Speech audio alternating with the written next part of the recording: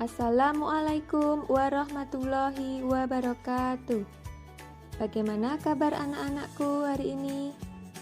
Bu Guru selalu berdoa semoga kalian semua dalam keadaan sehat dan selalu semangat belajar. Hari ini kita akan kembali mereview pelajaran tematik, tema 3, muatan pelajaran PPKN. Sudah siap anak-anakku? Baik, kita mulai ya. Pada pelajaran subtema 1, anak-anak telah belajar tentang musyawarah. Musyawarah merupakan pembahasan bersama untuk menyelesaikan masalah dan mendapatkan keputusan bersama. Musyawarah termasuk pengamalan sila keempat Pancasila yang bunyinya kerakyatan yang dipimpin oleh hikmat kebijaksanaan dalam permusyawaratan perwakilan. Jika musyawarah menemukan jalan buntu, maka keputusan bersama dilakukan dengan cara voting. Apa itu voting? Voting adalah pengambilan suara terbanyak.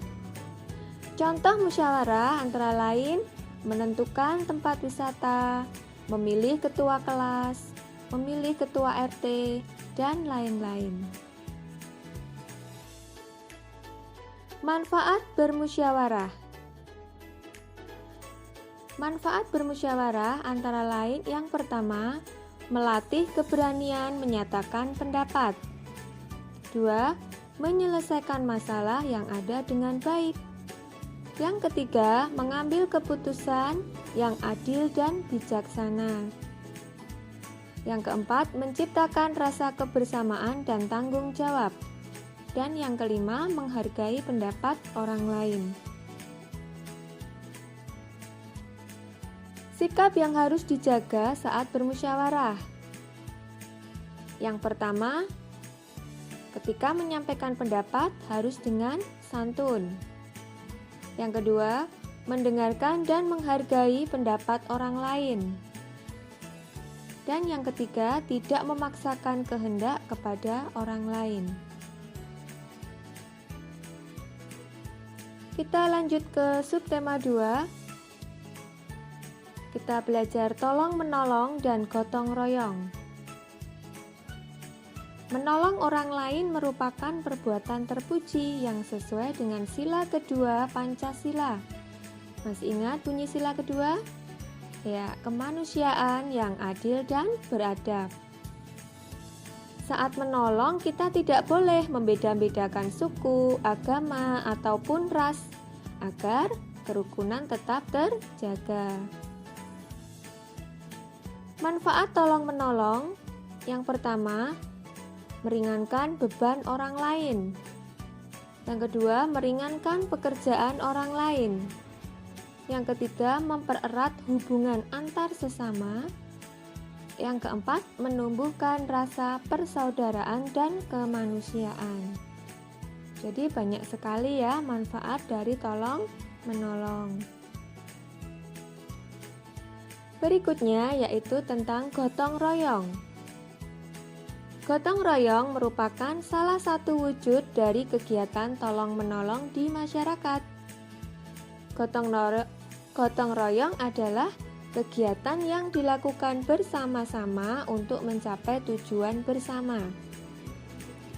Contoh gotong royong antara lain, kerja bakti memperbaiki jembatan, pembuatan panggung dalam rangka kemerdekaan, kemudian kalau di sekolah, gotong royong membersihkan kelas, gotong royong membersihkan rumah, dan sebagainya. Apa saja manfaat gotong royong? Yang pertama, menumbuhkan sikap tolong-menolong kepada sesama. Yang kedua, menumbuhkan sikap peduli terhadap sesama. Yang ketiga, menumbuhkan rasa persaudaraan dan kebersamaan. Yang keempat, menumbuhkan rasa persatuan dan kesatuan. Dan yang terakhir, pekerjaan menjadi ringan dan cepat selesai. Kita lanjut subtema 3 tentang peran di sekolah. Di sekolah ada berbagai peran, antara lain peran sebagai kepala sekolah, sebagai guru, siswa, petugas keamanan, petugas kebersihan, dan petugas perpustakaan. Setiap peran memiliki tugasnya masing-masing. Misalnya, kepala sekolah tugasnya memimpin dan mengawasi kegiatan di sekolah. Guru tugasnya mengajar dan mendidik siswa. Sedangkan siswa tugasnya belajar serta menaati peraturan di sekolah. Petugas keamanan tugasnya tentu saja menjaga keamanan dan ketertiban sekolah. Sedangkan petugas kebersihan tugasnya menjaga kebersihan sekolah. Petugas perpustakaan tugasnya menjaga dan mengelola perpustakaan. Peran dalam kelompok. Ketika melaksanakan tugas kelompok, ada pembagian peran, di mana pembagian peran tersebut harus dilaksanakan dengan adil. Apa saja peran dalam kelompok? Antara lain, ketua kelompok. Peran sebagai ketua kelompok tugasnya memimpin dan mengatur jalannya diskusi. Yang kedua, peran sebagai sekretaris, tugasnya mencatat hasil diskusi. Sedangkan juru bicara tugasnya adalah mempresentasikan hasil diskusi. Subtema 4 yaitu tentang bersatu dalam keberagaman. Sikap bersatu sebaiknya kita terapkan dalam kehidupan sehari-hari, baik di sekolah, di rumah, maupun di masyarakat. Salah satu wujud sikap bersatu adalah tolong-menolong. Dengan menerapkan sikap bersatu dan bekerja sama, kerukunan dan ketentraman akan tercipta.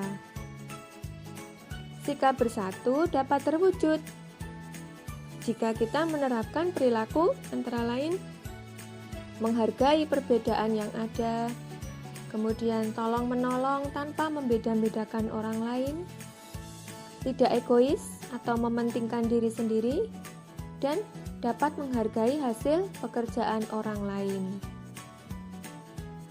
Apa saja contoh sikap bersatu? Perhatikan dalam tabel. Contoh sikap bersatu di rumah, antara lain bersatu membersihkan rumah dan membantu ibu menyiapkan makan. Sedangkan contoh di sekolah yaitu bersatu membersihkan kelas dan bersatu mengerjakan tugas kelompok. Sedangkan di masyarakat, misalnya bersatu melaksanakan kerja bakti, kemudian bersatu membantu warga yang kesulitan, dan masih banyak lagi yang lain. Manfaat sikap bersatu. Yang pertama, tentu saja mempererat persaudaraan. Yang kedua, membuat suasana belajar di sekolah menyenangkan. Dan yang ketiga, menumbuhkan jiwa sosial. Serta yang keempat, menumbuhkan sikap toleransi. Demikian anak-anakku, review materi kita hari ini. Semoga bisa membantu kalian dalam belajar dan semoga bermanfaat. Terima kasih. Wassalamualaikum warahmatullahi wabarakatuh.